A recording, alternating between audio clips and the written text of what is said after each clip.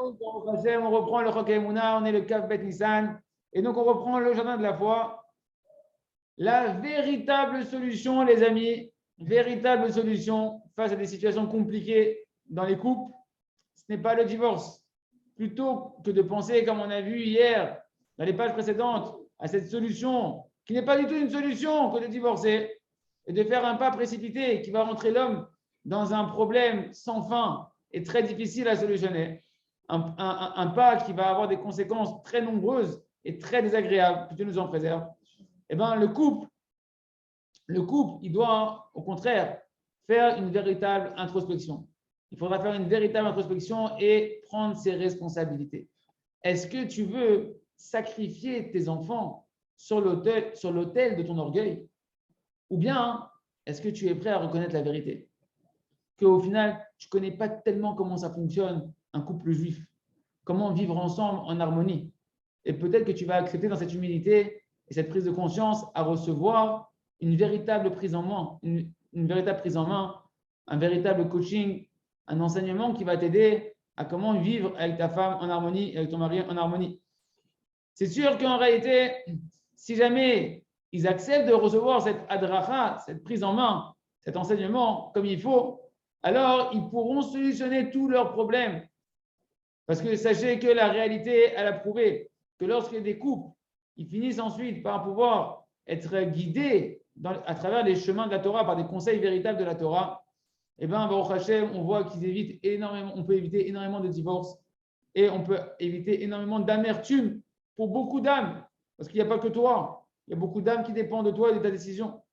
Et ainsi, on voit que beaucoup de couples, Baruch Hashem, ils ont mérité d'avoir une vie de paix et de bonheur lorsqu'ils ont accepté avec humilité de pouvoir réapprendre à vivre ensemble sous l'éclairage de la Torah, expliqué par des tzadikim qui sont experts dans la notion du Shalom Bayit.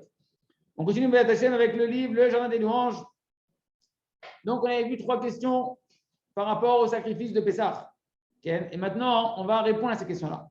Première question, on avait dit pourquoi Kadosh Baruch Hu, il avait d'ordonner le Korban Pessah, le sacrifice Pessah, alors que pourtant, il n'y a pas eu encore la délivrance. Tu me demandes un sacrifice avant même que la délivrance allait arriver. Tu veux que je fasse un sacrifice pour le futur? De là, la réponse, les amis, c'est qu'on apprend, comme on l'a expliqué dans ce chapitre-là, que un des fondements très importants de la Emouna, qu'un homme qui a en réalité de la confiance véritable en Kadosh Baruch Hu, eh ben, il a foi que ce qui va se passer dans le futur, ça sera que du bonheur, qu'il n'y aura que du top. Et à ce moment-là, il peut dès à présent remercier Akadosh Baruch Hu pour le futur qui va arriver, même si ça ne s'est pas encore passé. Avant même que la Yeshua arrive. Et le Rav nous dit parce qu'il y a beaucoup d'erreurs, beaucoup de gens font l'erreur sur la notion du bitachon, de la confiance en Akadosh Baruch Hu.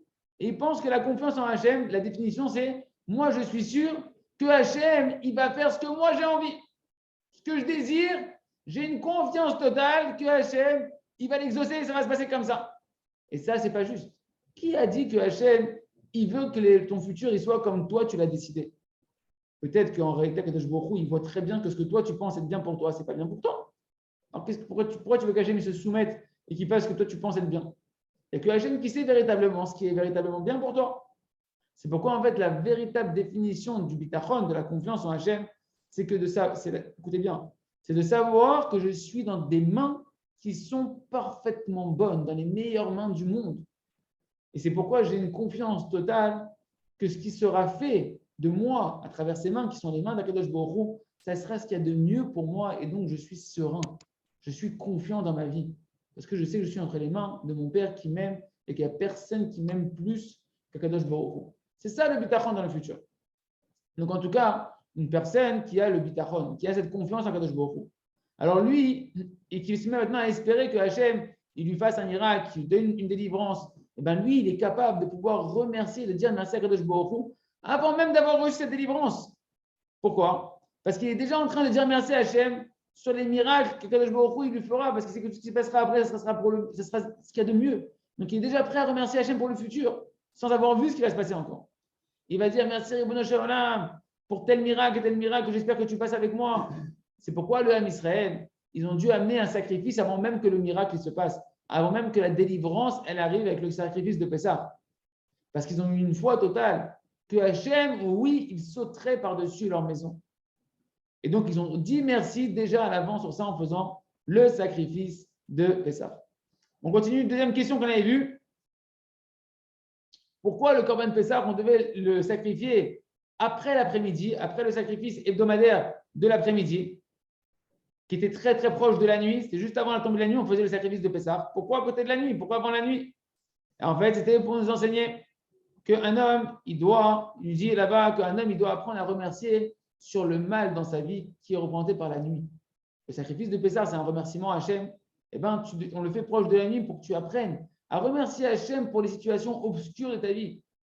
Que ce soit le mal que tu as pu traverser dans ta vie, ou le mal, l'apparence de mal que tu dois encore traverser dans le futur, eh ben, être prêt à remercier Akadosh Baruch Hu pour ça aussi, pour le côté obscur de ta vie. Un homme, il doit arriver une telle fois qu'il doit pouvoir remercier Akadosh Baruch Hu sur tout, jusqu'à ce qu'il peut remercier Akadosh Baruch Hu même sur le mal.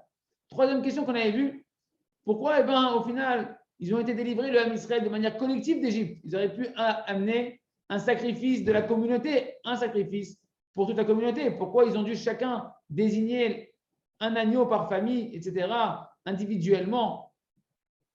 Tout ça, on a dit pourquoi. Pourquoi? Ça, c'était la question. La réponse, elle est qu'en réalité, le remerciement, chacun, il doit remercier Hachem individuellement. On ne peut pas dire un merci à Hachem au nom de toute la communauté, on fait un merci commun. Ce n'est pas possible. Parce que chacun, il a le devoir de détailler le miracle individuel que Hachem il a fait avec lui dans cette délivrance-là. Parce que même si c'était une délivrance qui était globale, c'est sûr que chacun, il a vécu en réalité aussi une délivrance individuelle qui s'est passée par des détails qui étaient personnels pour lui, qu'il a vécu un ressenti personnel de cette délivrance-là, qu'il a vécu sa délivrance lui-même avec le Kadosh Baruch Hu. Et sur ça, nos sages ont dit que chacun, il devait donc se voir soi-même, et ce qu'on dit tous les Pessah, Keilou, Yatsanu Mitzrayim, chacun doit se sentir comme si nous-mêmes, on est sortis d'Égypte. Et donc, c'est pour ça qu'on a amené le sacrifice Pessah, chacun individuellement, on devait amener le sacrifice, et non pas collectivement, pour sentir que la délivrance, elle est personnelle et que je dois remercier Hachem personnellement. Et la semaine qu'on se renforce chacun à pouvoir remercier Hachem sur le bien comme sur le mal, remercier Hachem à l'avance, avant même que la délivrance soit arrivée, et savoir qu'il n'y a pas de plus grande chose, et que tout le but de la Torah et du monde, c'est d'arriver à remercier Kadosh Baruch Hu et la Sonne Sheniske les Kolzé. On continue avec le livre Asar Champs et Forêts pour faire une merci à Hachem, notre race de Bodhidout aujourd'hui. Donc, Itbonenut, une bonne introspection, une bonne méditation. Adam, comment un homme peut savoir maintenant comment monter, comment accéder au point profond sur lequel il doit essentiellement faire une bonne doute. On a dit on veut travailler un mauvais caractère, on veut travailler un mauvais désir. Il y a un point qui est fondamental, que tout le problème que je veux solutionner, il repose dessus, comme une pierre angulaire, que si jamais j'arrive à taper dessus, je fais tomber toute la pyramide, je fais tomber tout le problème, je déracine le problème à sa source. Comment pouvoir arriver à ce point-là? La réponse, elle est, comme on l'a vu au-dessus, que lorsqu'un homme, il veut faire une bonne doute sur un sujet en particulier, il doit étudier au préalable véritablement ce sujet-là. Étudier bien la Torah qui parle de ce sujet-là. Et Baruch Hashem, aujourd'hui, on a de nombreux livres qui sont concentrés sur chaque sujet individuellement, comme le livre de Rabbi Nachman, Sefer Hamidot, ou bien le Likutei Etzot de Rabbi Nathan, qui sont des livres, et encore d'autres Sfarim, qui sont des livres qui, on voit qu'ils ont fait des catégories et ils ont ramené plein de conseils de Torah sur chaque trait de caractère, sur chaque mauvais désir, pour avoir des pistes comment déraciner les problèmes. Et on doit donc demander ensuite à Kadosh Baruch Hu, Hachem, éclaire mes yeux sur l'intériorité de ce sujet-là. Aide-moi à comprendre comment ça fonctionne ce sujet-là. Par exemple, quelqu'un qui va faire une bonne doute sur un mauvais désir, qui se renforce sur lui tous les jours, qu'à chaque fois qu'il y a ce mauvais désir-là, il prend le dessus sur lui à chaque fois. Au-delà du fait qu'évidemment, il va prier beaucoup, et il va répéter beaucoup les mêmes mots dans sa bonne doute, il devra aussi demander à Kadosh Baruch Hu, Hachem, dirige-moi à savoir l'intériorité de ce problème-là que je veux travailler. C'est quoi la racine de ce problème pour que je sache comment prier sur l'origine du problème et non pas sur le symptôme. Parce qu'au-delà de la prière qu'on doit prier, sur les points déjà que tu as déjà compris, qui sont stratégiques du sujet que tu es en train de prier en question, eh ben, tu vas demander aussi à Kadosh Baruch Hu qui te dirige à attraper le cœur du problème, de trouver le foyer infectieux, comme on dirait dans la médecine, pour pouvoir l'éradiquer. Et il y a également, Rabbi Nachman et Rabbi Zen nous ont expliqué qu'il y a des sujets qui sont connectés les uns avec les autres. Certains traits de caractère, mauvais désir, etc., que lorsque je vais en solutionner un, ça va résoudre l'autre, et tant que je ne solutionne pas un, il va contaminer l'autre, etc. Par exemple, le fait de préserver son alliance. Préserver son alliance, pour un homme, c'est préserver ses yeux, ses pensées, des pensées de débauche, que Dieu nous en préserve. Et pour les femmes, c'est la sniout, la pudeur. Eh bien, il y a un lien intrinsèque entre l'alliance et la joie de vivre. Et la joie elle-même, elle est aussi dépendante de l'alliance, de la préservation de l'alliance. C'est pourquoi je dois dire à Hachem, quand tu veux prier sur ça, tu dois dire, voilà, Ribono Shaolam, j'ai étudié que l'un dépend de l'autre et que l'autre dépend également, et vice-versa. Donc, d'où est le commencement? Sur quoi je dois travailler? Sur la simtra, sur la joie, ou bien je dois travailler sur la préservation de l'alliance? Aide-moi à savoir, Ribono Shaolam, sur quoi je dois travailler sur ce sujet-là en premier. Aide-moi à savoir l'intériorité du problème et l'intelligence spirituelle qui se cache dans ce problème-là. Et sache que même celui qui est très très intelligent, il ne pourra pas immédiatement saisir l'intériorité et l'intelligence qui se cache derrière tous ces traits de caractère, ces mauvais désirs, etc. si tu ne pries pas beaucoup dessus. Et donc, donc c'est pour ça qu'il va falloir passer du temps sur ça, prier pour ça, et demander à Kadosh Baruch Hu avec des mots tout simplement, que Kadosh Baruch Hu il te délivre et qu'il t'éclaire de comprendre comment ça fonctionne. Parce que Kadosh Baruch Hu, il veut de chacun d'entre nous notre prière personnelle en fonction du niveau de là où tu es. Et si tu pries maintenant Hachem avec simplicité, même si tu n'as pas compris encore tout le problème, comment ça fonctionne, etc., tu verras qu'au fur et à mesure, Hachem il va t'amener des compréhensions. Au fur et à mesure, Kadosh Baruch Hu, il va t'amener des enseignements et qui va te permettre de comprendre le problème à la racine et de le gérer. Parce que la hitbo des doutes, elle est vraie et elle est adaptée, peu importe le niveau dans lequel tu es. Si tu viens l'aborder avec simplicité, Akadosh Baruch Hu, il va venir jusqu'à toi et t'éclairer sur ton problème. On continue à chaîne avec le jardin de la sagesse. Il se trouve donc que c'est ça le message que Hachem, écoutez bien, il donne à chacun d'entre nous dans un échec. Quel est le message d'Hachem qui est renfermé dans un échec qu'on peut traverser? Hachem, il te dit en fait, Titkarev Elai, rapproche-toi de moi. Mais qu'est-ce qui se passe? C'est que l'orgueilleux, celui qui n'a pas travaillé son orgueil, quand il a un échec, il est blessé. Son amour propre, elle est blessée. Il se sent brisé de son échec. Parce que n'oublions pas qu'une personne qui est dans la Gahava, elle vit dans un imaginaire que tout est dans ses mains, qu'il peut tout réussir tout seul, qu'il peut être parfait tout seul. Il n'a pas besoin d'Akadosh Baruch Hu. Je n'ai pas besoin d'Hachem, moi je suis parfait. Et maintenant qu'il voit qu'il n'est pas si parfait que ça, qu'il voit qu'il est tombé, qu'il est affaibli, qu'il a chuté, alors il tombe de son imaginaire qu'il était parfait et il commence à se culpabiliser et à se désespérer. Parce qu'un homme, il n'est pas prêt à accepter malheureusement à cause de son orgueil le fait que quand quelque chose ne va pas, c'est parce que Akadosh Baruch Hu, il n'a pas voulu que ça se passe bien pour toi pour l'instant. Et comme il n'accepte pas ça, soit il se culpabilise lui-même et il va arriver à la conclusion qu'il ne vaut rien, qu'il n'est pas capable de réussir dans ce sujet-là, que c'est trop dur pour lui. Ou bien il va penser que bon, c'est qu'aujourd'hui, ça n'a pas marché. Aujourd'hui, je n'ai pas réussi. Aujourd'hui, je n'ai pas été à la hauteur aujourd'hui. Mais t'inquiète pas, la prochaine fois, je vais y arriver. Et c'est entendu quoi? Il vit encore dans son hérésie, tout seul, sans Hachem. Et de nouveau, il voit que malheureusement, tu n'as pas associé à Hachem, tu vas retomber encore. Et encore, ça va te faire mal. Il se trouve donc en fait que toutes les souffrances d'un homme à cause de ses échecs, ce n'est pas à cause de l'échec en elle-même qui souffre. C'est à cause de l'hérésie, du manque de foi, et qui vit son échec avec l'hérésie qui l'a amené à l'échec, il reste dans l'hérésie même après l'échec, et qui ne met pas Hachem dans le décor. À partir du moment où une personne elle met Hachem dans son échec, dans sa réussite, et même dans son échec, cette personne-là, elle est en joie et elle est en sérénité constamment et elle ne vit pas dans la souffrance. Et ça, c'est une chose, le Rav nous dit, c'est un point tellement fondamental que énormément de gens se trompent dedans, dans ce sujet-là. Ils se trompent. Que les gens, ils vont faire croire que la nida de la Gahava, c'est quelque chose qui est grossier et qui se voit, et qu'on dit, oh, il est orgueilleux, celui-là, etc. Mais ils ne sont pas conscients que celui qui est triste, eh bien, c'est un orgueilleux. Ils ne pensent pas que c'est quelqu'un qui est orgueilleux. Ils disent, non, quelqu'un qui est triste, il n'est pas orgueilleux, regarde. Il se prend pour un rien, il se dit qu'il est bon à rien, qu'il n'est pas capable. Il n'est pas orgueilleux celui-là, il se dit qu'il n'est pas capable. Il est humble. Ça, il est triste. Il est triste pourquoi? Parce qu'il n'est pas capable. Eh bien oui. Concrètement, c'est une grande erreur de croire que c'est de l'humilité. Parce que non seulement il dit le Rav que c'est un gars Avtan, celui qui fait savoir, ouais, c'est moi le meilleur, c'est un orgueilleux. Mais même celui qui est dans la tristesse, même celui qui est dans la dépression, lui aussi, il est aussi un orgueilleux. Simplement, celui qui se pavane, celui qui se flatte sans cesse, il est dans une imagination qui est très, très, très, très forte de lui-même et de sa gava. Et il se croit au-dessus de tout le monde. Et donc, qu'est-ce qui se passe quand il tombe? Sa tristesse, elle ne s'exprime pas jusqu'à un niveau de dépression, jusqu'à un niveau de yéhouch, de désespoir. Simplement, il sent qu'il est insatisfait.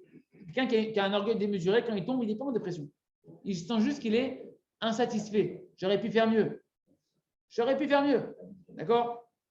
Par contre, celui qui est dans la tristesse, celui-là, c'est quelqu'un celui qui est dans l'orgueil de la tristesse, celui-là, dès qu'il tombe dans la dépression qui est plutôt. Le premier, il se met en colère. Pourquoi Kadosh Baruch Hu? Pourquoi je ne suis pas comme Hachem? Pourquoi moi je ne réussis pas? Je devrais tout réussir. En gros, il se prend pour Dieu. Il s'étonne. Il est en colère avec lui-même de ne pas être Dieu. J'aurais dû réussir. Moi, je peux tout réussir. Pourquoi je n'ai pas réussi? Mais il continue à se battre. Il ne tombe pas en dépression. Il continue à se battre parce qu'il garde l'imaginaire qu'il est comme Dieu. Tandis que l'autre, il est en colère à l'intérieur de lui-même. Pourquoi il n'est pas aussi comme Dieu? Et il tombe dans la dépression de pourquoi j'arrive pas, j'aurais dû réussir, etc. Mais à un niveau plus bas où il tombe carrément dans la dépression ou dans le désespoir. Et tout ça, en réalité, c'est de l'hérésie. C'est un orgueil qui provient de l'hérésie que tu n'as pas mis Hachem. Tu ne vois pas Hachem avant, tu ne vois pas Hachem pendant, tu ne vois pas Hachem après ton échec. Et tu veux continuer à vivre tout seul, que tu aurais dû réussir. Quand tu as réussi, c'est toi qui as réussi. Quand tu as raté, c'est toi qui as raté. Et tu aurais dû réussir. Finalement, tu dois avoir les forces de réussir. Mais Kitsour, la personne, elle vit seule sans Hachem, dans une hérésie qui l'amène à toutes ces sortes de souffrances. Et l'essentiel pour nous, c'est qu'au final, même les premiers qu'on avait appelés les hérétiques entêtés, qui continuent à se battre avec l'imaginaire qu'ils peuvent réussir sans Hachem, et même le deuxième, qu'on avait appelé les Kofrim Amitia Hashim, ceux qui sont des hérétiques qui se dépriment et qui se désespèrent, les deux, en fait, au final, ils sont plutôt dans des souffrances, dans une auto-culpabilisation, dans une auto-persécution, et ils ne sont pas dans la joie du simple, qui lui avait sa joie parce qu'il vivait ses réussites, ses échecs, et tous les états de sa vie, en les rattachant à Kadosh Baruch Hu et en comprenant les messages, comment grandir avec et comment se rapprocher encore plus d'Akadosh Baruch Hu à travers tous ces événements-là. Et Ratson Shiniske d'être comme le Tam à Kadosh et de pouvoir prendre tous les événements de la vie avec les lunettes de la Emouna et pouvoir grandir avec, danser avec, chanter avec et voir que des délivrances et merci Hachem. On continue avec le Sefer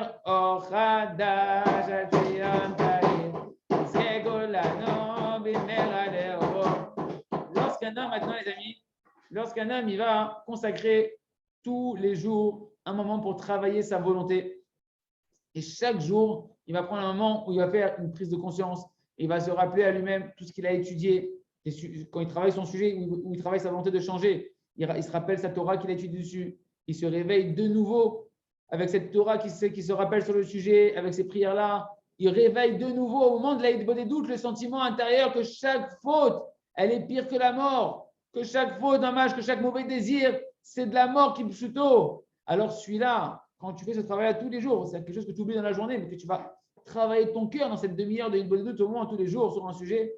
Alors à ce moment-là, tu peux crier de tout ton cœur à Kadosh Baruch Hu, tu peux avoir un cœur qui hurle à Hachem, qui brûle pour Kadosh Baruch Hu, et tu peux dire des paroles, comme on va donner un exemple maintenant. Tu peux dire, maître du monde, Ani Chayav, je suis obligé que tu me sauves. Je t'en prie, Ribono Shel Olam, sauve-moi maintenant de ce mauvais désir. Est-ce que tu m'as créé pour que moi je me comporte toute ma vie comme un animal? Est-ce que tu m'as créé dans l'espèce humaine, mais pour l'instant je ne me comporte pas comme un humain. Je me comporte avec des instincts animaux. À quoi me sert cette vie, Boré Olam? À quoi sert cette vie si moi je vis comme un animal sur deux pattes? Sauve-moi, Ribono Shel Olam. Sauve-moi, je t'en prie. Tu es obligé de m'aider ici et maintenant. Je ne peux pas continuer à me comporter comme un animal, ne serait-ce encore une seconde. C'est pire pour moi que d'être en prison. C'est pire pour moi que toutes les punitions les plus difficiles, les plus amères qu'on pourrait donner à un homme, que de vivre encore avec ce mauvais désir. Maître du monde, chaque mauvais désir, j'y perds mon cœur complètement là-bas. Mon âme, elle s'éteint là-bas. et la chose la plus précieuse qui est pour moi, qui est la vie spirituelle, l'attachement avec toi, je le perds. Je perds le goût de la vie avec toi, Ribono Shel Olam, le véritable goût de la vie avec ces bêtises-là, avec ces futilités, avec ces mensonges, avec ces mauvais désirs. Tout ça à cause de l'imaginaire, que c'est que des fantasmes, des choses qui ne restent même pas, qui ne sont pas des vrais plaisirs. Jour après jour, je me fais arnaquer, Ribono Shel Olam. Jour après jour, je me noie dans cette tempête d'hérésie. Je suis en danger, en terrible danger, maître du monde. Donne-moi les forces. Donne-moi les forces, Ribono Shel Olam. Parce que je sais que si jamais tu ne m'aides pas tout de suite, je suis perdu, tu es obligé de me délivrer. Mais ça, les amis, on peut créer ces paroles-là. Il ne suffit pas de prendre l'enregistrement et de les répéter et de faire ça comme un perroquet. Encore une fois, c'est un travail intérieur. C'est un travail qu'on fait à travers l'étude quotidienne du sujet qu'on veut travailler. Quand on va dans l'île des doutes, on va travailler son cœur. Et quand le cœur, il est éveillé, quand le cœur, on sent que véritablement, il sent ce danger de vie ou de mort, que vraiment, on est en train de tout perdre quand on fait des bêtises, à ce moment-là, tu peux te mettre à crier comme ça à Kadosh Baruch Hu. Et quand tu cries, quand tu arrives à cette sincérité dans le cœur, de crier les paroles qu'on a dit à peu près ici, chacun avec ses mots à lui, mais ce genre de paroles-là, mais avec une sincérité vraie dans le cœur, à ce moment-là, tu obtiens sur toi, tu attires sur toi la délivrance de Hachem. Hachem va te donner et tu vas voir que tu vas changer et monter complètement de niveau et quitter des mauvais désirs, des mauvais caractères que tu pensais que étaient une nature indéracinable. Tu vas pouvoir, comment tu vas pouvoir la changer et voir des merveilles sur toi-même. Chazak ve nitrazek.